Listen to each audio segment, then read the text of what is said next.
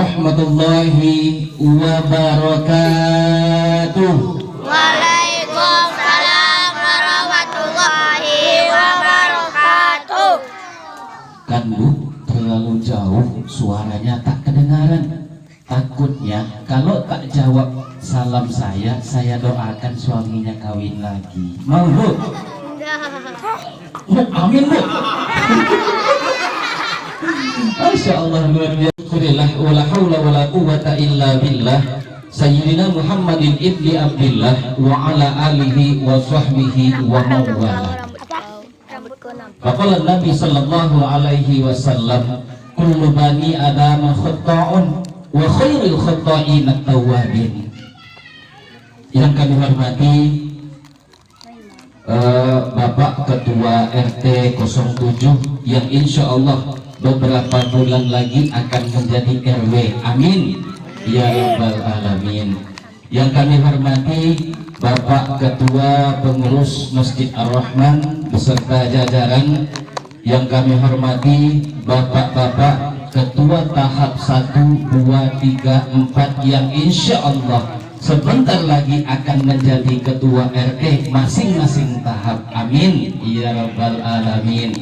Yang kami hormati orang tua kami, alim ulama, cerdik, pandai, yang besar mohon maaf tidak bisa kami sebutkan gelar, yang kecil juga mohon maaf tidak bisa kami sebutkan nama. Yang jelas insya Allah siapapun kita yang hadir di sini mudah-mudahan dimuliakan dan dicintai oleh Allah Subhanahu wa taala. Amin ya rabbal alamin. Bapak Ibu para hadirin yang dimuliakan Allah Subhanahu wa taala. Ada satu ayat dari Al-Qur'an, di dalam Al-Qur'an, yang ayat ini adalah sangat-sangat penting. Bukti pentingnya mana? Setiap Jumat dibacakan oleh khotib manapun dia, dimanapun dia khutbah, ayat ini tetap dibacakan. Apa dia? Bismillahirrahmanirrahim. Ya ayyuhallazina amanu taqullaha haqqa tuqatih wa la tamutunna illa wa antum muslimun. Apa kata Allah? Ya ayyuhallazina amanu taqullah, wahai orang-orang yang beriman, bertakwalah kalian kepada Allah. Ittaqullaha haqqa tuqatih, dengan sebenar-benar takwa, wala tamutunna illa, jangan pernah sesekali engkau mati, jangan pernah sesekali engkau dihampiri oleh malaikat maut.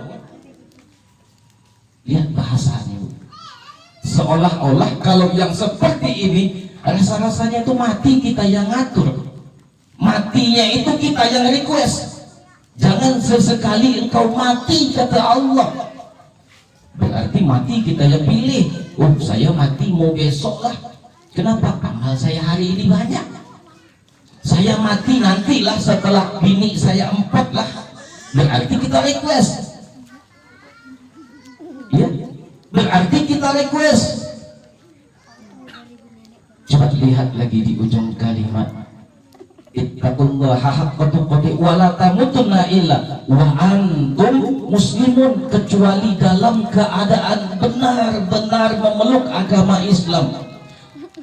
Artinya kata Allah, kalian peluklah Islam, kalian anutlah Islam, kalian kerjakanlah agama Islam secara kafah, secara keseluruhan. Artinya kalau kita bicara tentang kematian yang seperti ini, berarti apakah ada orang yang hari ini Islam, besoknya matinya Islam? Belum tentu. Bisa jadi hari ini dia Islam, besok mati kafir.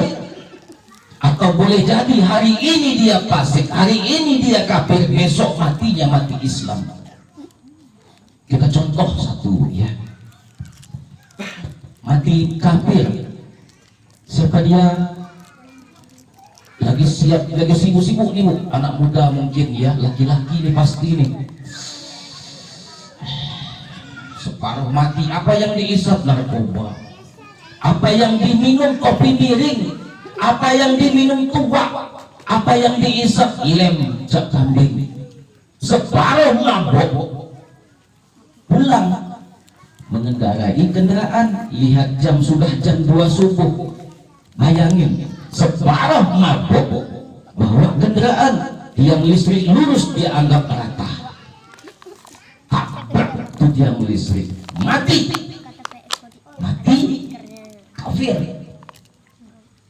Nah ini dia Islam, dia sebelumnya mati dalam keadaan mati kafir. Siapa lagi yang bisa mati kafir? Maaf ya Bu ya, contoh berikutnya lagi sibuk-sibuk main song, malah main apa? Main domino, malah 6, main pakai duit, sibuk-sibuk main koa ya. Saya pun nggak tahu koa itu seperti apa, cuma dengar sibuk-sibuk main koa pakai duit, ketahuan sama polisi, dikejar sama polisi, orang itu penjudi, lari, kata yang penjudi, lari, polisi kejar, tapi sayangnya polisi tidak sanggup kejar mereka, polisi buncit, tak sanggup kejar yang penjudi tadi tak kemana-mana. Akhirnya polisi pegang senjata dan menggarik dor ke atas, masih juga lari, polisi tak sanggup kejar, tembak ke atas yang kedua, lari lagi, tembak ke atas ketiga, masih lari, polisi ambil inisiatif, tembak paha. Ternyata setelah ditembak paha yang kena kepala, ditembak paha kena kepala. Kok bisa? Tanya ke polisi, Pak, kenapa ditembak paha yang kena kepala? Ya Ustaz, waktu saya tembak dia jongkok, katanya, tentu yang kena kepala. Nah ini kalau polisi India Bu, film India itu dia polisi Vijay. Kalau polisi Indonesia insya Allah Bu, yang ditembak kaki, yang kena nggak kena apa-apa. Nah ini akhirnya kena kepala, matinya mati kafir, padahal udah beriman dia, Islam dia, matinya mati kafir. Ini dia bayangan buat kita. Jangan pernah berpikir kalau seandainya hari ini kita memeluk agama Islam, taat kita kepada agama Islam, besok mati kita mati Islam. Belum tentu. Bagaimana caranya supaya kita akan mati secara Islam, mati di dalam keridhaan Allah Subhanahu wa Ta'ala? Maka istiqomahlah kita dalam menjalankan apapun itu yang diperintahkan oleh Allah Subhanahu wa Ta'ala. Hari ini kita menjalani yang namanya Muharram. Artinya kita bicara Muharram malam hari ini, kita akan bicara tentang bagaimana proses hijrahnya kita dari 1442 Hijriah akan pindah ke 1443 Hijriah. Hijrah dalam pikiran kita, pikiran awam, yang dikatakan hijrah itu siapa? Seperti apa? Celana cingkrang, jenggot panjang, ngomongnya syukron, jazakallahu khair, yang ini salah, yang itu salah, yang ini neraka. Emangnya neraka punya nenek moyang dia? Bukan itu yang disebut dengan hijrah. Apa hijrah itu? Minaz zulumati ilan nur. Inilah di hakikat hijrah yang sebenarnya, berpindah dari yang namanya kegelapan, dari yang namanya salah, dari yang namanya sesat, berpindah kepada kebaikan. Ini dia. Inilah hijrah yang sebenarnya. Kalau kita berbicara hijrah, saya masih ingat lagi pesan dari almarhum bapak saya. Apa pesannya sebelum saya merantau 2002 kemarin? Anakku, tadi bahasa kita Bu ya, kalau orang Melayu nggak akan pernah ngomong anakku, Amran. Nah ini bahasanya Bu, dimanapun engkau tinggal, katanya, saya Melayu jadi bahasa Melayu Bu ya, dimanapun engkau tinggal, usahakan tempat tinggalmu itu adalah dekat dengan masjid. Pesan dari almarhum bapak saya waktu waktu saya pertama sekali merantau, alhamdulillah merantau ke Pekanbaru, bukan dekat dengan masjid lagi tempat tinggal saya, tetapi saya tinggal di dalam masjid. Saya jadi gharim masjid 9 tahun saya menjadi gharim masjid, bukan dekat masjid lagi, tetapi di dalam masjid saya tinggal. Kenapa? Saya patuh dengan orang tua saya. Ternyata hari ini baru saya tahu apa hikmahnya ketika kita dekat dengan masjid, apa hikmahnya ketika kita selalu mendengarkan sesuatu yang ada di dalam masjid. Ternyata akan menggugah diri kita untuk senantiasa datang ke masjid. Coba bayangin Bu, rumah kita sebelah masjid, orang azan kita tidak datang ke masjid, kira-kira malu nggak? Malu nggak Bu?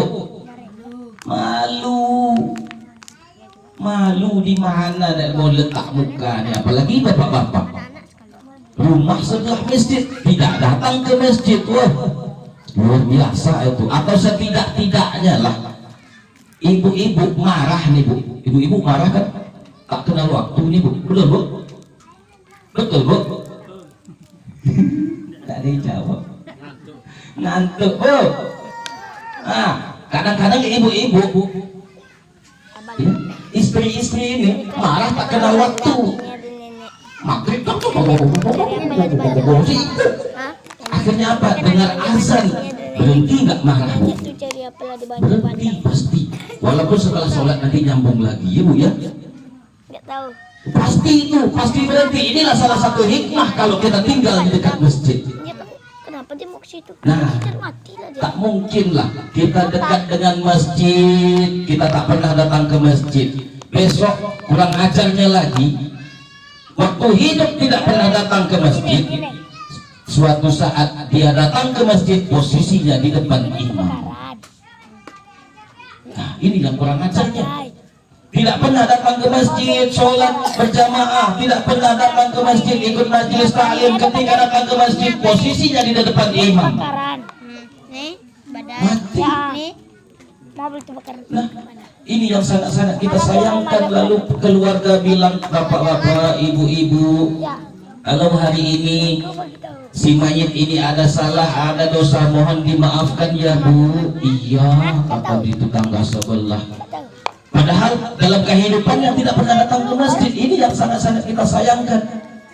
Nah, untuk itu jadikanlah masjid sebagai rumah kedua.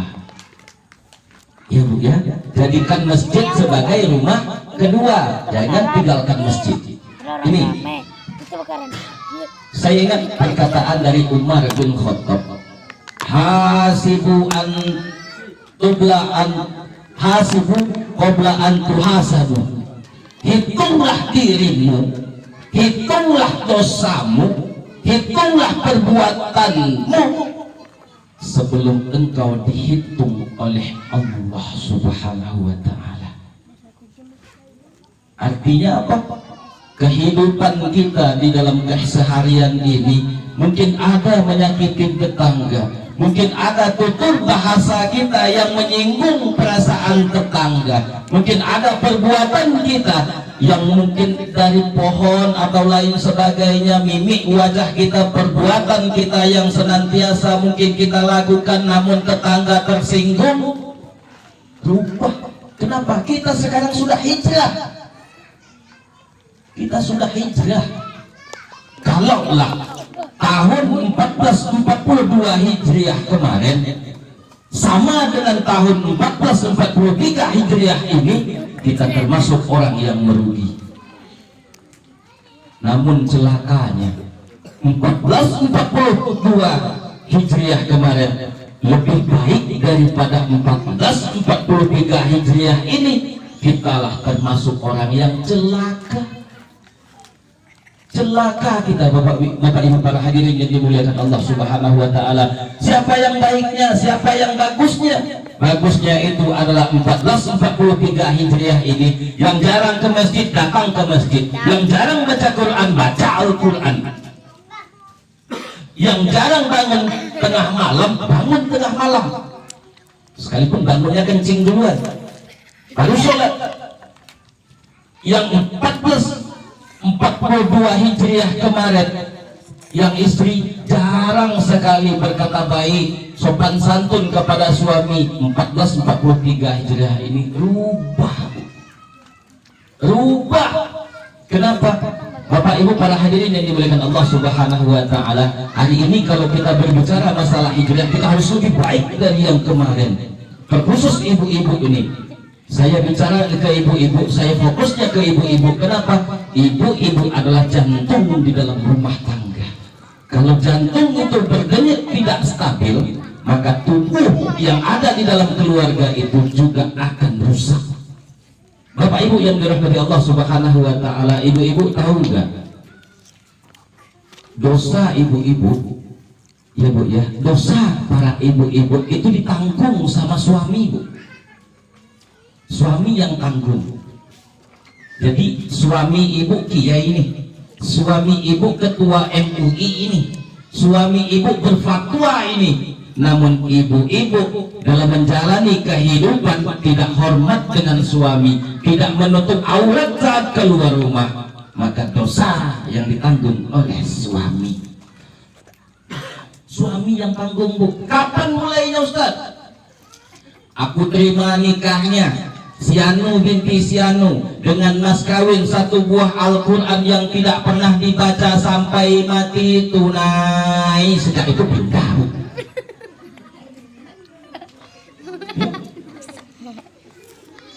Al-Quran itu jarang kita baca, padahal Al-Quran itu adalah mas kawin kita, jarang kita baca. Akhirnya apa? Rumah tangga kita insya Allah tidak akan ada serinya, tidak akan ada cahayanya di dalam rumah tangga kalau tidak disinari dengan yang namanya Al-Quran. Apa kata baginda Rasul sallallahu alaihi wasallam? Khairukum man ta'allama Al-Quran wa 'allamahu. Sebaik-baik dari kalian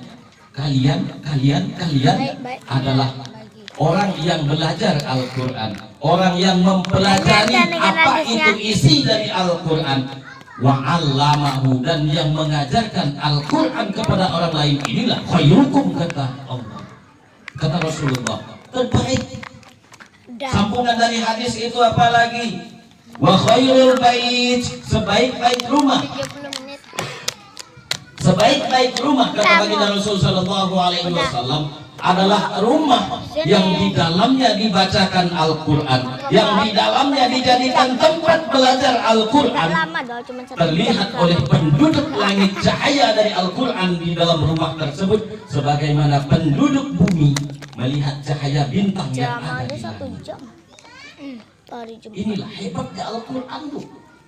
Jadi kalau kemarin kita belum baca Al-Quran, belum bisa hafal Al-Quran, belum bisa mentelaah isi Al-Quran, sekarang belajar. Hari inilah kita mulai belajar. Supaya apa? Supaya tahun ini lebih baik dari tahun kemarin. Jangan sampai tahun ini lebih buruk dari tahun kemarin. Tahun kemarin kita duduk di rumah, tahun sekarang kita menggunjing, kita menghibah. Oh, celaka di dalam menjalani kehidupan kita ini, Pak Bu. Nah, ada hadis Nabi Shallallahu Alaihi Wasallam. Apa kata baginda Rasul? Isma syi'ta fa innaka mayyit. Hiduplah sesuka hatimu, berbuatlah sesuka hatimu, berperilakulah sesuka hatimu. Keluar tidak pakai hijab, silahkan. Menggunjing orang, silahkan. Menzolimi orang lain, silahkan. Ingat, fa innaka mayyit. Suatu saat engkau akan menjadi mayit. Suatu saat engkau akan mati, kata Rasul sallallahu alaihi wasallam. Ini dia, cintailah olehmu sebagaimana, cintailah olehmu sesuka hatimu.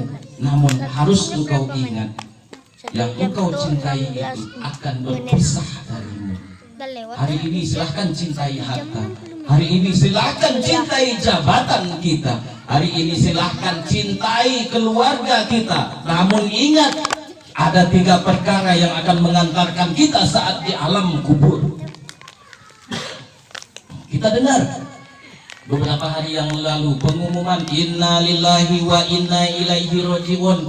telah berpulang ke rahmatullah. Bapak ini, binti ini, pada pukul sekian yang akan dikebumikan di sini. Kita dengar hari ini, Bu. Boleh jadi yang kita dengar hari ini mungkin besok giliran kita yang diumumkan seperti itu. Semua kita pasti mati. Siapapun pasti mati. Siapapun lah kita. Ada lagu, orang kaya, orang miskin, Mati. raja-raja, Mati. Pak Presiden. Salah ya? Salah. Salah. Nah, ini semua kita akan mati. Isma sita fa innaka mayyit. Semua kita mati. Mati cuma menunggu giliran. Hari ini belum giliran kita, hari ini belum antrian kita, mungkin besok. Mungkin boleh jadi minggu depan, boleh jadi tahun depan. Ingat, bertambahnya tahun Hijriah ini bukan berarti usia kita bertambah, tetapi usia kita hidup di dunia ini semakin berkurang, semakin pendek, semakin sebentar kehidupan kita di dunia ini. Kalau usia kita sekarang 40 tahun, usia kita yang ditetapkan oleh Allah 45 tahun. Ingat, 5 tahun lagi jatah hidup kita di dunia ini. Nah, inilah dia. Terakhir saya ingin menyampaikan pandangan buat kita bersama. Kalaulah ibu-ibu nih khususnya, kalaulah ibu-ibu misalnya divonis oleh hakim, ibu dijatuhi hukuman mati. Hukuman mati tersebut dijalankan 7 hari dari hari ini.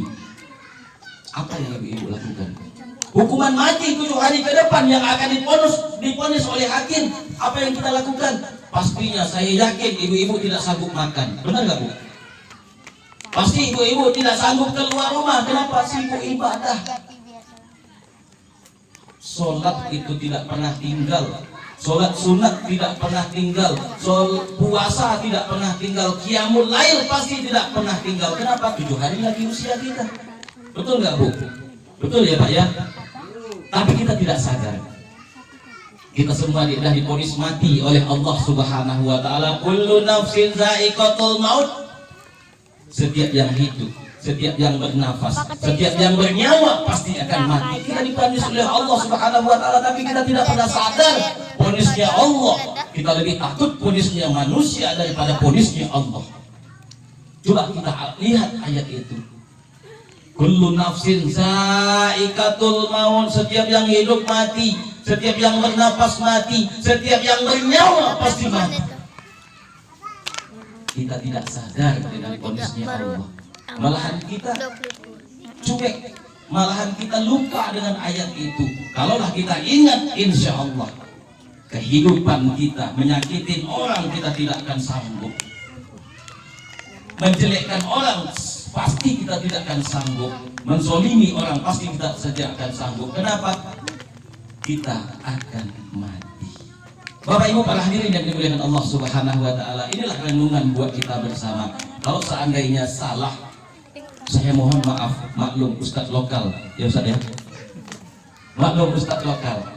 Kalau seandainya ada kekeliruan dari yang saya sampaikan ini, insya Allah yang benarnya itu adalah datangnya dari Allah. Yang salah itu berasal dari saya sendiri. Maklum, yang namanya manusia.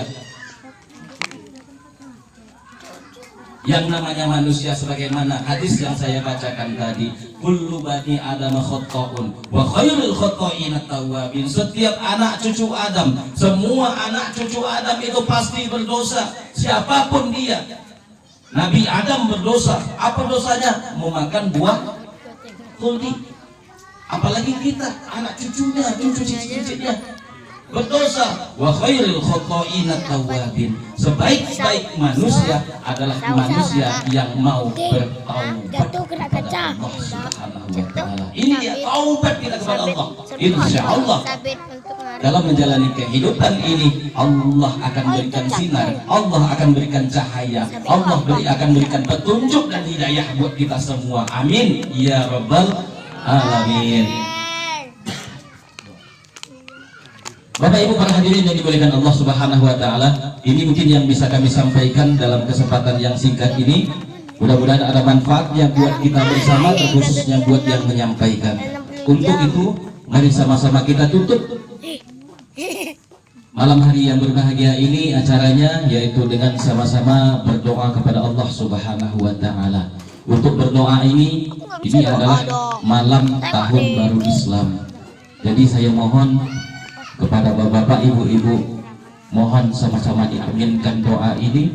Mudah-mudahan Allah turunkan cahaya buat wilayah kita ini, terkhususnya di perumahan Surya Mandiri Teropong ini, dan khususnya di tahap 3 ini, agar silaturahim di wilayah ini tetap terjaga. Al-Fatihah. A'udzubillahi minasyaitonirrajim. Bismillahirrahmanirrahim.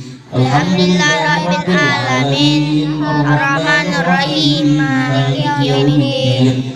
Iyyaka na'budu wa iyyaka nasta'in. Ihdinas siratal mustaqim, siratal ladzina an'amta 'alaihim ghairil maghdubi 'alaihim waladdallin. Amin. Na'udzubillahi minasyaitonir rajim. Bismillahirrahmanirrahim. Alhamdulillahi rabbil alamin. Assalatu wassalamu ala asrafil anbiya'i wal mursalin wa ala alihi wa sahbihi rasulillahi ajma'in. Allahumma salli ala sayyidina Muhammad wa ala alihi sayyidina Muhammad. Allahumma innaka antal ahad as-samad allazi lam yalid wa lam yulad wa lam yakul lahu kufuwan ahad. Allahumma ghafir lana dzunubana wa liwalidayna warhamhuma kama rabbayana shaghira.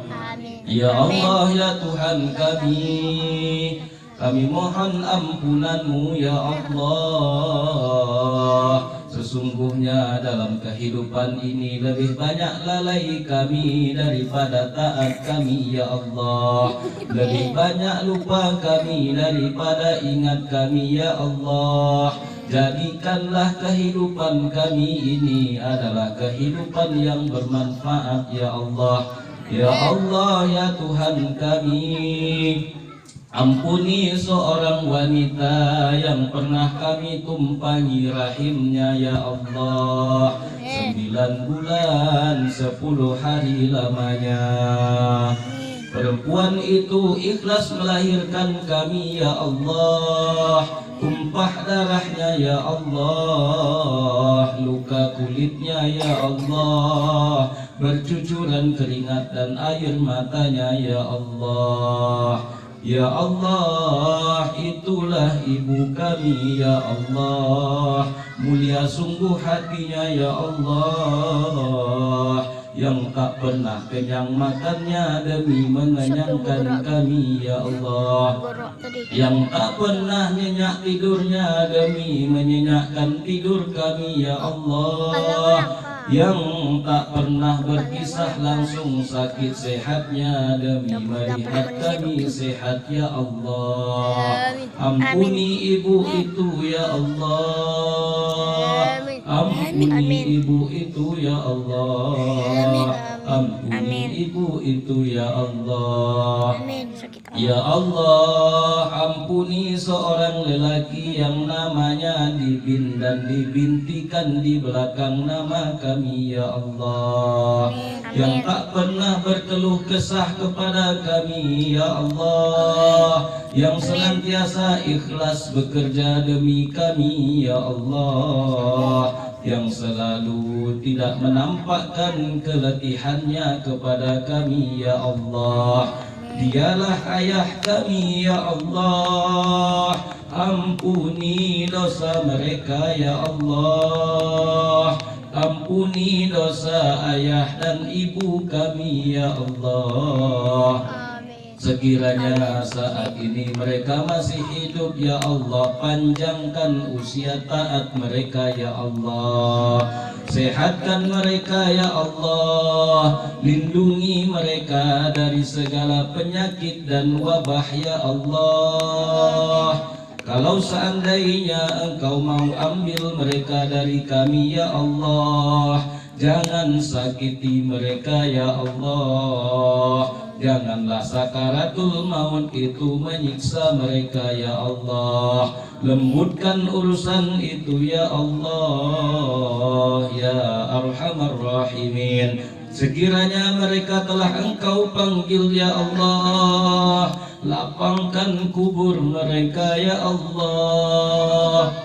Pindahkan mereka dari kubur yang gelapnya kepada surga-Mu, ya Allah. Tempatkan mereka di sisi-Mu sebagai hamba-Mu yang soleh, ya Allah. Ya Allah, kami berkumpul di tempat ini, ya Allah, berharap keridhaan-Mu, ya Allah. Berikan keberkahan di wilayah kami, ya Allah. Berikan hidayah kepada kami dan lingkungan kami, ya Allah. Lindungi lingkungan kami dan keluarga kami dari segala wabah penyakit, ya Allah. Ya Allah, ya Arhamar Rahimin. Rabbana hablana minas salihin. ربنا هب لنا من أزواجنا وذرياتنا قرة أعين واجعلنا للمتقين إماما ربنا آتنا في الدنيا حسنة وفي الآخرة حسنة وقنا عذاب النار صلى الله على سيدنا محمد وعلى آله وصحبه رسول الله أجمعين سبحان ربك رب العزة عما يصفون وسلام على المرسلين والحمد لله رب العالمين تقبل الله منكم منا ومن